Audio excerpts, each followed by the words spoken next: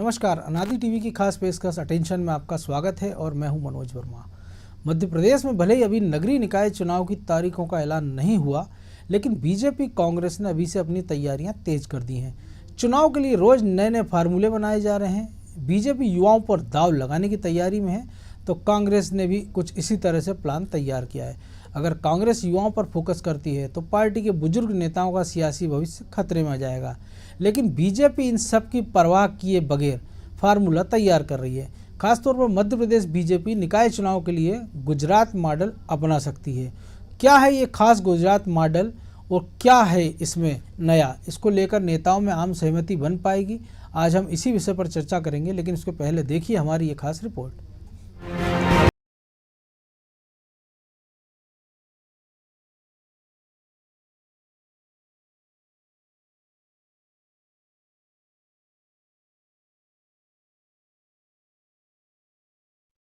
मध्य प्रदेश में नगरीय निकाय चुनाव को लेकर बीजेपी कांग्रेस ने कमर कस ली है।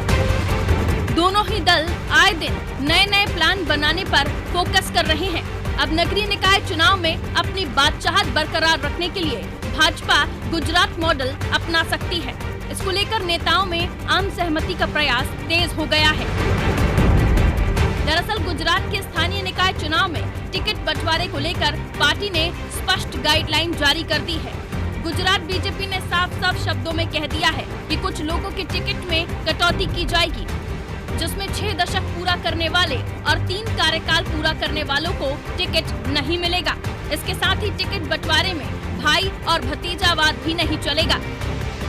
गुजरात बीजेपी मुख्यालय पर जो जानकारी दी गई है, उसमें कहा गया है कि पार्टी की समन्वय समिति और संसदीय बोर्ड ने कुछ निर्णय लिए हैं, जिनमें 3 मुख्य निर्णय हैं। पार्टी में 60 साल से अधिक उम्र के कार्यकर्ताओं को टिकट नहीं दिया जाएगा। जिन लोगों ने 3 बार चुनाव जीता है, उन्हें भी इस बार टिकट नहीं दिया जाएगा। टिकट बंटवारे में भाई भतीजावाद भी नहीं चलेगा।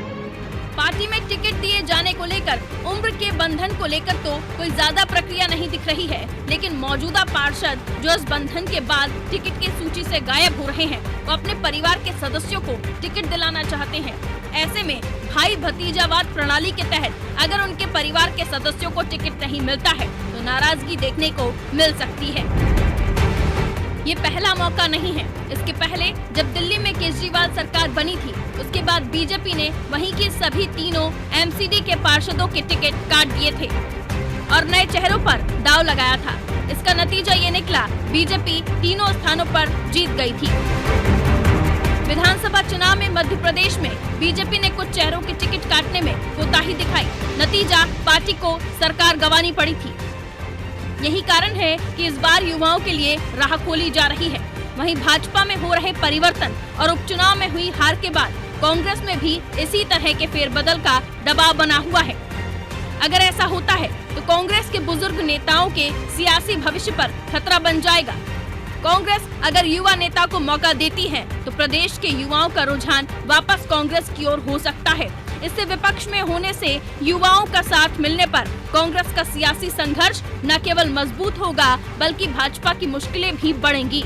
इस संभावना के चलते ही भाजपा निकाय चुनाव में युवाओं को अपने पक्ष में करने का पूरा प्रयास कर रही है। अब इस पर बीजेपी कांग्रेस अपनी क्या प्रतिक्रिया दे रहे हैं, जरा ये भी सुनिए। चुनाव जीतना पहली प्राथमिकता पार्टी की होती है। भारतीय जनता पार्टी मध्य प्रदेश की भी यही प्राथमिकता है कि जो जीतने वाला चेहरा हो, थोड़ा सा काम करने में हो, उसकी स्वीकार्यता हो, लोग उसको पसंद करते हों। पार्टी के सिंबल के साथ साथ ये चीज़ें भी कैंडिडेट के लिए आवश्यक हैं। उतना ही करके हम निर्णय करने वाले। रही बात बाकी जो अगर गुजरात में कुछ तय हुआ तो वो हमारे यहाँ कितना तय हो पाता है, नहीं हो पाता है, इसके बारे में अभी कहना जल्दबाजी है। भारतीय जनता पार्टी अब नगरीय निकाय चुनाव की जो तैयारी कर रही है, बड़ी अफसोस की बात है कि बताने को कुछ नहीं है। नगरीय निकाय में भी मोदी और गुजरात फार्मूले की बात की जा रही है। अरे प्रदेश में 15 साल आपकी सरकार रही है, 10 माह 11 माह से मध्य प्रदेश में सरकार है, लेकिन अभी भी गुजरात मॉडल, नगरीय निकाय में मोदी का चेहरा, क्या मध्य प्रदेश में भाजपा के पास दिखाने को बताने को कुछ नहीं है? और मध्य कह रहे हैं परिवारवाद से टिकट नहीं दिया जाएगा। अभी आप देखें, सिंधिया समर्थक, वीडी शर्मा समर्थक, शिवराज समर्थक, अभी सारे समर्थक बढ़ जाएंगे और सब परिवारवाद में टिकट मिलेंगे। अभी देखते जाइए, टिकट की घोषणा होने दीजिए, किस प्रकार बिकाऊ टिकाऊ में संघर्ष होगा, सामने आएगा। तो कह सकते हैं कि गुजरात मॉडल एक बार फिर भाजपा में चर्चा का विषय है। पहले मोदी जब वहां के सीएम थे तब गुजरात के सुशासन मॉडल की चर्चा होती थी। अब पीएम हैं तो वहां के चुनावी मॉडल की चर्चा तेज है। ब्यूरो रिपोर्ट, अनादि टीवी।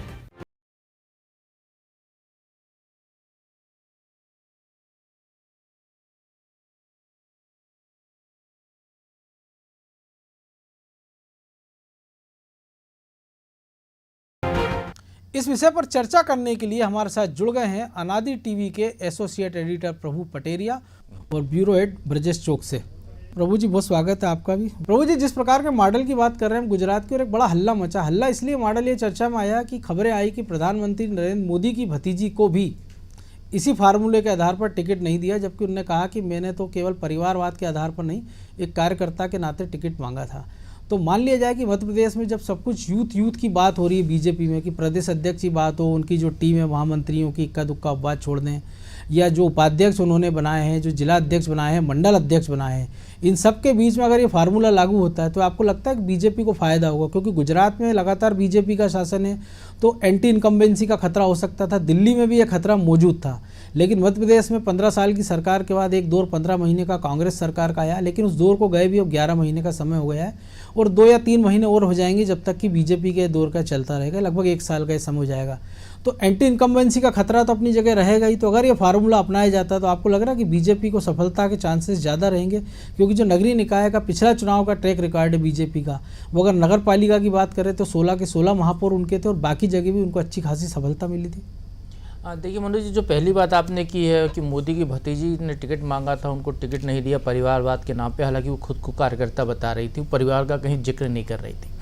भारतीय जनता पार्टी और नरेंद्र मोदी, ये 2 ऐसी शख्सियतें हैं जो नरेंद्र मोदी की ब्रांडिंग के लिए किसी भी हद तक जा सकते हैं, ऐसा कांग्रेस आरोप लगाती है। बिल्कुल। तो हो सकता है कि एक उनका प्रायोजित खेल रहा हो, वो प्रचारित करने का कि मोदी की एक नई इमेज वो बनाना चाह रहे हो। शायद इसीलिए हम इस विषय पर चर्चा कर रहे हैं, क्योंकि गुजरात मॉडल एक फेमस हो गया। गुजरात मॉडल जो भी रहा हो, उसको एक प्रचार दिलाने का हो सकता है उनका हथकंडा हो।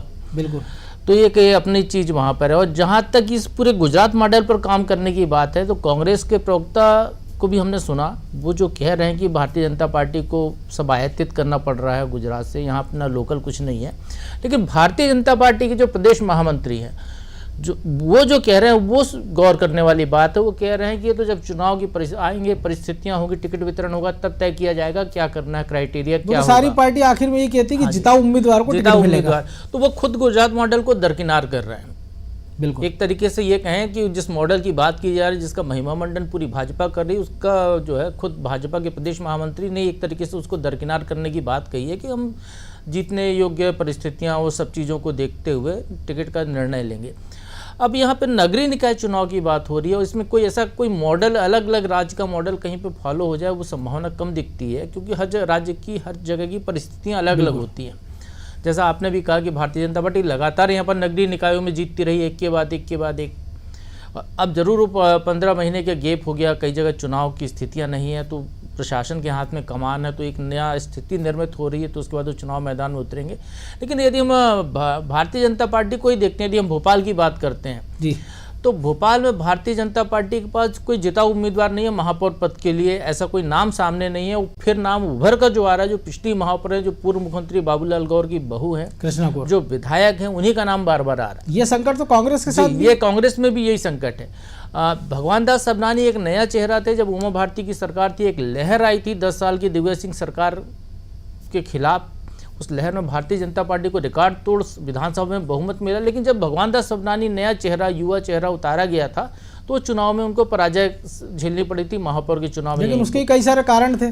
वो जब कारण मनोज जी को बाद में बताए जाते हैं, लेकिन जो कारण युवा चेहरा, फ्रेश चेहरा, सारे जीतने के पैमाने की यदि बात करें तो उस पैमाने पे वो भी असफल साबित हुए थे। तो ये दांव पे इतरे, मैं ये इसलिए बता रहा हूँ कि चुनाव, नगरीय निकाय चुनाव में व्यक्ति को देख के चुनाव होता है। व्यक्ति पार्षद का कोई कैंडिडेट यदि खड़ा है, तो सामने वाला देखता है कि मेरे घर के जो करीब है, या जो मुझे रोज नमस्ते करता है, फिर वो उम्र नहीं देखता उसकी। बिल्कुल। वो ये नहीं देखता कि वो 60 साल का बुजुर्ग है या 28 साल का जवान है। वो ये देखता है उसका व्यवहार कैसा है, वो मोहल्ले के प्रति, वहाँ रहने वाले लोगों के प्रति कितना संवेदनशील है, उसके हिसाब, उस आधार पर वो निर्णय लेता है उसको जिताने का। उसको वोट डालने का। लगभग यही प्रक्रिया नगरीय निकाय चुनाव में सब जगह देखने को मिलने वाली है। तो इसलिए यहाँ कोई ऐसा क्राइटेरिया की बात करें कि कोई क्राइटेरिया एकदम पूरी तरह सही हो जाएगा। और फिर हमने देखा राजनीतिक दलों में भारतीय जनता पार्टी या कांग्रेस, अभी हाल ही मध्य प्रदेश के जो 28 उपचुनाव हुए वो सब जिताऊ टिकाऊ बिकाऊ जो सारी पार्टियां कहती नहीं है, लेकिन जिनको टिकट दिए गए वो अपने आप में बता रहे थे कि कोई इधर का आया कोई उधर का गया, आया राम गया राम दोनों दलों में दिखाई दे रहे थे। भानुमति का कुनबा भी कह सकते हैं। तो इसलिए ऐसा कुछ भी ये मतलब लिखित कोई इसका वो संविधान नहीं है। और जब चुनाव आएंगे तो जो सबनानी जी कह रहे हैं मुझे लगता है वो होता हुआ सही साबित दिखाई देगा। लेकिन ब्रजेश जी, जो कांग्रेस भी कह रही है कि बीजेपी के पास बताने को कुछ नहीं है, परिवारवाद की बात वो कर रहे हैं, जबकि उनके खुद के दिग्विजय सिंह के बेटे की बात करें, मंत्री थे, भाई उनका विधायक है, अगर उनके जो मुखिया हैं कमलनाथ, उनका बेटा सांसद है, ऐसे तमाम सारे उदाहरण उनके सामने भी है, उनकी पार्टी में भी, और वो सवाल उठा रहे हैं परिवारवाद पर। और दूसरी एक बात है कि कांग्रेस में ये कहा जा रहा है कि 50% तो कम से कम युवा चेहरों को मौका मिलेगा। तो आपको लग रहा है ये कम से कम कांग्रेस इस फार्मूले पर चली जाएगी? मनोज जी, कांग्रेस भी उस फार्मूले पे नहीं जाने वाली और भाजपा भी नहीं जाने वाली। ये पहली बार नहीं है कि कांग्रेस में 50% मांग की जा रही है युवाओं को टिकट देने की। ये पहले भी जो युवक कांग्रेस के अध्यक्ष रहे हैं वो भी मांग करते रहे। महिला कांग्रेस भी अपना कोटा बताती रही कि उनको भी महिलाओं को अधिक से अधिक मौका दिया जाए। वो विधानसभा में भी यही मांग विधानसभा में, लेकिन आप देखिए कहाँ हो लागू हुआ, कहीं नहीं हुआ। वैसे ही नगरीय निकाय चुनाव में और पंचायत चुनाव में तो क्राइटेरिया महिलाओं के लिए है ही, यूथ के लिए वो जैसे प्रभु जी कह रहे हैं वैसा कोई फार्मूला लागू नहीं होता।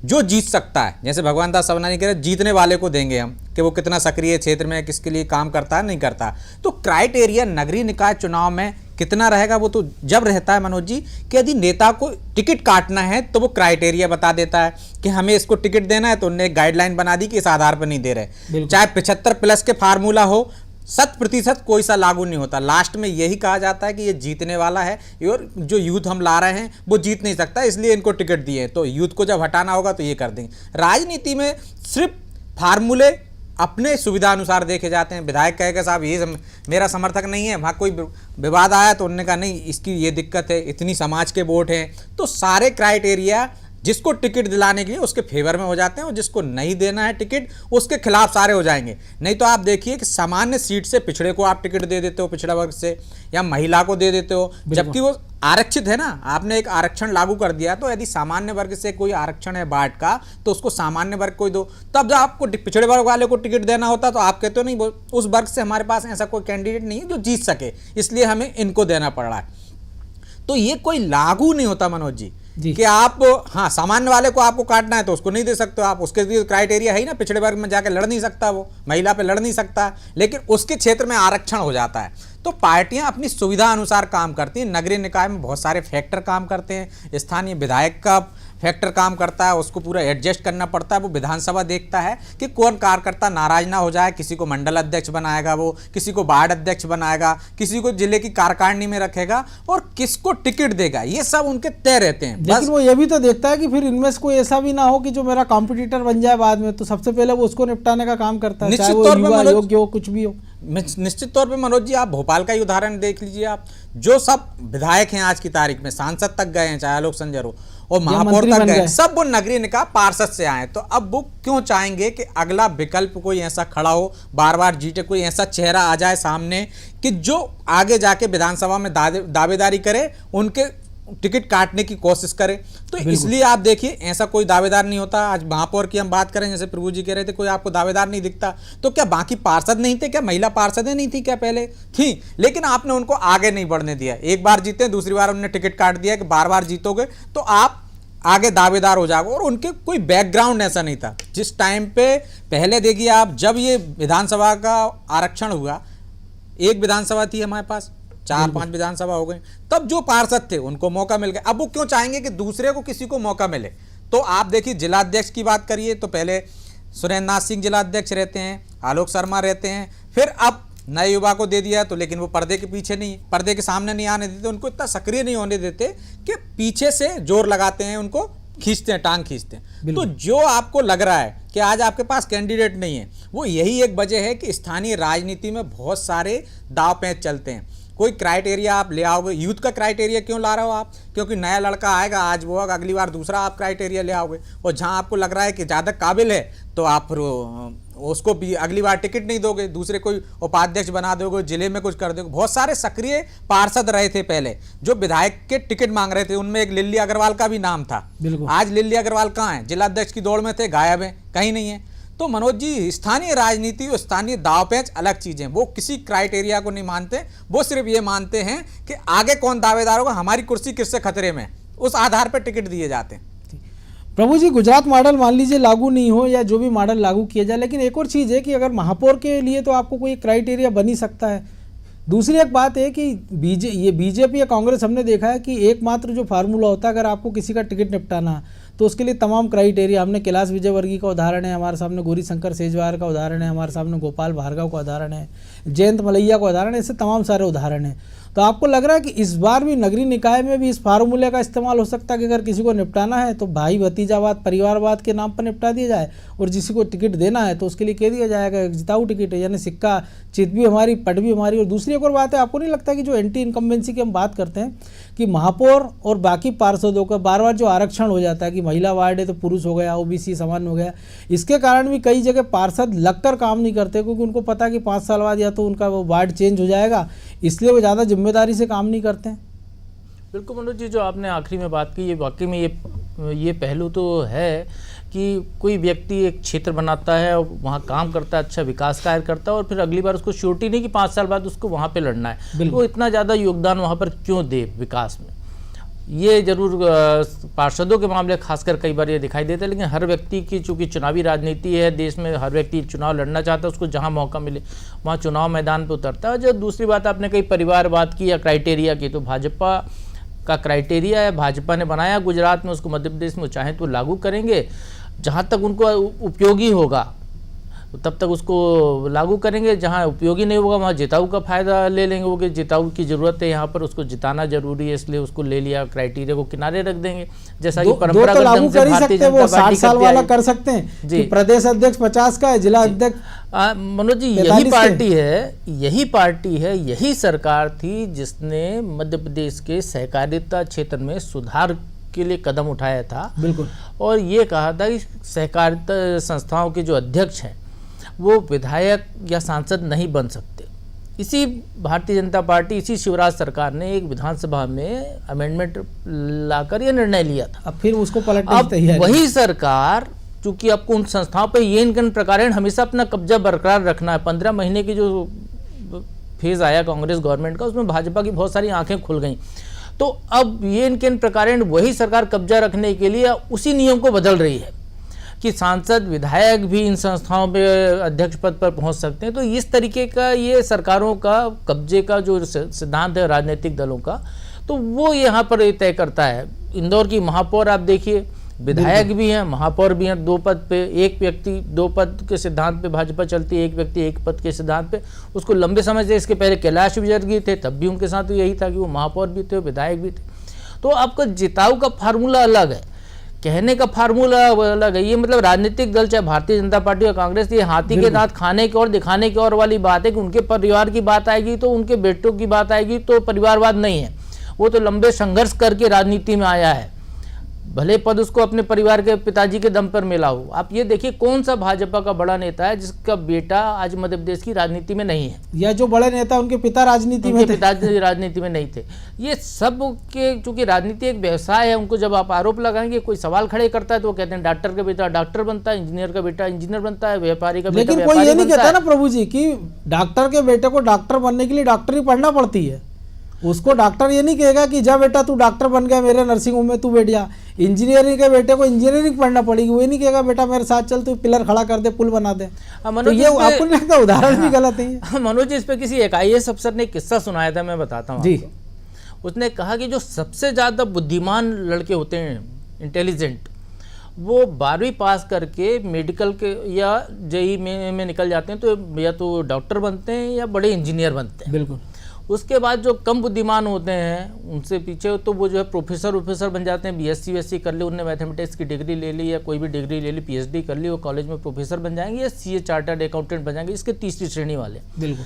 जो सबसे डफर होते हैं, जिनके लिए कोई काम नहीं होता है, जो कहीं पर भी नहीं लगते, वो केवल ले दे के ग्रेजुएट होते हैं और वो छात्र राजनीति में उतर जाए या राजनीति में उतर जाए, वो राजनीति में आने के बाद वो जो योग्यतम व्यक्ति है, डॉक्टर, इंजीनियर, उनके बारे में वो फैसला लेता अयोग्य व्यक्ति जो जिंदगी अयोग्य घोषित रहा हो, जिसको स्कूल में मास्टर ने मारा हो। तो ये स्थिति है इस देश की राजनीति की। राजनीति का कोई क्राइटेरिया नहीं है। वो फिर वो उसके मास्टर लिए ना उसके तो हाथ कोई जोड़ उम्र की सीमा है, फिर वो उसके मास्टर लिए उसके ना हाथ कोई- जोड़ता है जी, कि बेटा योग्यता मेरा ट्रांसफर निर्धारित यहाँ है। कर दो, मैंने तुमको पढ़ाया है। हाँ, इसके लिए ना तो कोई योग्यता निर्धारित है। तो इसलिए जो है ये जो राजनीति और राजनीति से जुड़ा हुआ जो आईएएस वर्ग है, जो केवल उसको एक डिग्री चाहिए ग्रेजुएशन की, उसके बाद उसको अपनी कड़ी मेहनत करनी है, तैयारी करनी है, उसके बाद अपनी योग्यता साबित करनी है। तो ये जो देश को चलाने वाला वर्ग है वो शायद सबसे नीचे वाले क्लास से आता है। तो इसलिए राजनीति इसी तरीके की है कि उनने कहा कि वो हमारा बेटा जो है, पिताजी राजनेता हैं तो बेटा को राजनेता बनना ही बनना है, क्योंकि उसने घर में जो कार्यकर्ता आते थे उनको पानी पिलाया था। या किसी की बहू को या पत्नी को टिकट इसलिए दे दिया जाता है कि वो चुनाव संचालन कर रही थी, क्योंकि घर में आते उनको भजिया पकौड़ी नाश्ते का बंदोबस्त वो करती थी, वो चुनाव संचालन मान लिया जाता है। तो इसलिए राजनीति में परिवारवाद आमतौर पर आरोप लगाने तक सीमित है, जब खुद पर आती है तो परिवारवाद नहीं होता है, वहाँ कार्यकर्तावाद आ जाता है। ब्रजेश जी, कार्यकर्ता की बात है तो बीजेपी का भी जो प्रभु जी ने बड़ा विस्तार से बताया, और वाकई में जो किस्सा भी उन्होंने बताया, ऐसा हर बार हम देखते सुनते भी हैं और कई सारे उदाहरण हमारे सामने भी हैं, तो अब उनका जिक्र फिर कभी करेंगे। लेकिन कांग्रेस की भी अगर बात कर लें हम, तो युवाओं की भी बात हो रही है, वो भी कह रहे हैं कि एक फार्मूला बनाएंगे, उन्होंने भी एक टीम बना दी है। और उनके साथ बड़ी एक दिक्कत है कि 15 साल बाद वो जैसे तैसे सरकार में आए, इसके बाद सरकार जब गई, इसके बाद जब उपचुनाव आए तब भी उन्होंने वही उन्हीं बिकाऊ टिकाऊ में से आयातित लोगों को टिकट दिया जो कभी उनको धोखा देके गए थे। और अब जैसे इंदौर का मामला लें हम कि संजय शुक्ला जो कि विधायक हैं, उनको उन्होंने एक ऐसे अघोषित रूप से उम्मीदवार घोषित कर दिया। तो बेहतर नहीं होता कि वो नए युवाओं चेहरों को आगे लाएं, कम से कम महापौर के पद पर, कि जो आगे जाके उनके लिए लोकसभा उम्मीदवारी के रूप में काम आए, या विधानसभा में। भोपाल की अगर हम बात करें कि अगर दिग्विजय सिंह को छोड़ देते तो फिर कौन एक उम्मीदवार होता जिसको लोकसभा में चुनाव में लड़ाते। ऐसे तमाम सारे उदाहरण तमाम सारे शहरों में हमको मिल जाएंगे। इंदौर की बात करें कि कांग्रेस के बाद सुमित्रा महाजन के मुकाबले कोई चेहरा नहीं था, फिर जब नए चेहरा बीजेपी एक और ले आई तो उनके सामने उनके पास चेहरा नहीं था। ऐसे तमाम प्रदेश के तमाम शहरों की यही स्थितियाँ हैं। देखिए मनोज जी, आज की दौर में राजनेता अगली पीढ़ी का कोई इंतजार नहीं करते, कोई व्यवस्था नहीं करते। उनको इससे कोई मतलब नहीं है कि हम आज किसी को मोर्चे पे लाएंगे या आज किसी को टिकट देंगे। वो आज हारे या जीते, लेकिन आगे का नेता तैयार हो रहा है। इसकी ना किसी को कांग्रेस को चिंता है ना भाजपा को। उनको ये चिंता है कि हम कितनी सीटें जीत सकते हैं और हमें कितनी सीटें जीतना है, कितने पार्षद हमारे यहाँ, कितने नगरीय निकाय हमारे यहाँ। सबका फोकस यही रहता है। यही कारण है कि इंदौर में शुक्ला की बात चल रही है, भोपाल में महापौर, पूर्व महापौर की बात चल रही है। तो आप देखिए विवाह पटेल ऐसे नाम चल सब ऐसे ही नाम चल रहे हैं कि जो जीत सकते हैं, किसी को ये चिंता नहीं। उपचुनाव में भी हम बात कर रहे थे, जिसका आपने भी जिक्र किया कि उपचुनाव में वो भाजपा से आए उन लोगों को, क्योंकि उनको लगा कि जीत सकते हैं। वहां भी यही फार्मूला था कि जीत सकते हैं। उन्होंने ये नहीं सोचा कि आज हमारे पास पूरे एक क्षेत्र में, ग्वालियर चंबल में वैकेंसी हो गई है, तो हम नए लोगों को खड़ा करें, ये आगे कांग्रेस को मजबूत करेंगे। अभी हम चुनाव में भले ही ना जीत पाए, अभी मेहनत करेंगे, अगले 3 साल वो सक्रिय रहेंगे, तो अगली बार हम उनको टिकट देंगे तो वो जीत जाएंगे। जिन लोगों को उन्होंने टिकट दिया, क्या वो 3 साल तक बने रहेंगे? हो सकता है वो वापस भाजपा में चले जाएं, या वो कांग्रेस के लिए काम कर रहे हैं, क्या वहां पे नहीं कर रहे हैं। यदि कांग्रेस के कार्यकर्ता को टिकट दिया होता तो हारने के बाद भी वो सक्रिय रहता कि मैं आगे, मुझे टिकट मिल सकता है, मैं यहाँ से चुनाव लड़ूंगा और अगली बार मुझे हो सकता है जनता मुझ पर विश्वास करे और मुझ पर भरोसा करे, मुझे जिता दे। लेकिन बनी रहती उसकी, वो कहीं नहीं देखा आपने, ना तब देखेंगे आप, ना यहाँ देखेंगे। गुजरात मॉडल की हम बात कर रहे हैं, गुजरात में आप मोदी जी की भतीजी को टिकट नहीं दिया, सब जगह चर्चा है। वहां कांग्रेस से तोड़ के एक पार्षद को लेके आए, लेकिन उसके रिश्तेदार को टिकट दे दिया आपने। तो वहां फार्मूला कैसा है? यही खबर, 2 खबर एक साथ थी कि मोदी जी के भतीजे को टिकट नहीं मिला, भतीजी को, लेकिन कांग्रेस से आए एक पूर्व पार्षद के बेटे को टिकट दे दिया। अमित शाह के महापौर बेटे का टिकट कटा, ये भी अंदर खबर दबी हुई थी। तो ये बड़े नेताओं के टिकट काट देते हैं। क्या हमारे यहाँ कैलाश विजयवर्गीय के लड़के को टिकट नहीं मिला क्या? लेकिन जयंत मलिया के लड़के को टिकट काटना थी, चाहे गोपाल भार्गव के लड़के को टिकट काटना हो, तो फार्मूला बता दिया जाता है। क्या कृष्णा गौर को टिकट नहीं दिया? वो भी तो महापौर, उनकी पूर्व मंत्री की बहू थी, महापौर रही है।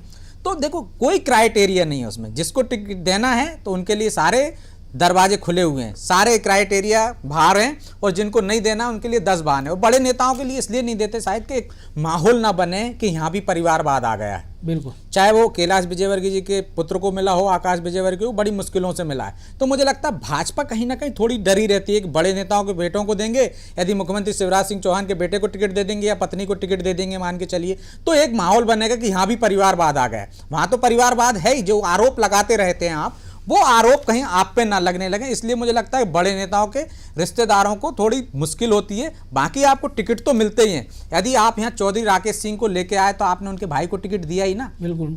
तो वो कोई क्राइटेरिया नहीं। यहाँ भी आपको देखना, कांग्रेस से भी जो जीतने वाले उम्मीदवार होंगे वो यदि यहाँ आ सकते हैं तो उनको टिकट देंगे। कई बार तो ये होता है कि आपकी साठ गांठ रहती है, भाई कांग्रेस के उम्मीदवार भी आपके आदमी को टिकट नहीं मिला तो आप उसको जितवा देते हो। तो ये यहाँ पे निर्दलीय आपका बागी होकर जीत जाता है। तो जिसकी जीत की संभावना है उसको भी कई बार आप नहीं देते हो, क्योंकि आपको लगता है कि आगे ये चुनौती ना बन जाए। तो आप किसी अपने समर्थक को साधने के चक्कर में एक को नाराज करते हो तो वो बागी हो जाता है, निर्दलीय लड़ता है, चुनाव जीत जाता है, तो आप अपने से पाले में ले आते हो। फिर ये कहते हो कि नहीं हमारा संरक्षण था आपको। तो राजनीति में कोई क्राइटेरिया नहीं है, कोई गाइडलाइन नहीं है, सिर्फ जीत ही एक फार्मूला है। बिल्कुल, निश्चित तौर पर यही फार्मूला हमको लगता है कि हमको जो नगरीय निकाय के चुनाव उसमें भी देखने को मिलेगा। बहरहाल आप दोनों का बहुत शुक्रिया, क्योंकि समय अब और इजाज़त नहीं देता है। तो निश्चित तौर पर राजनेताओं ने जो फार्मूले बनाते हैं, कई बार ये होता है कि उनके अपने परिवार या पुत्रों पर इसका संकट आता है, इसके बाद फिर वो एक राह उसमें निकाल ही लेते हैं। तो हो सकता है कि इस चुनाव में भी हमने को ये देखने को मिला, लेकिन अगर सख्ती से इसका पालन किया, जैसे हमने दिल्ली में देखा था कि जितने भी पार्षद थे मौजूदा उनके टिकट काट दिए गए थे और उनके किसी परिवार वाले को टिकट नहीं मिला। एकदम नए चेहरे राजनीति में आए, बीजेपी को बम्पर चुनावी सफलता मिली ऐसे दौर में जब केजरीवाल का दिल्ली में डंका बज रहा था। गुजरात में भी उसी फार्मूले की बात हो रही है कि 60 साल के व्यक्ति की टिकट काटने की बात हो रही है।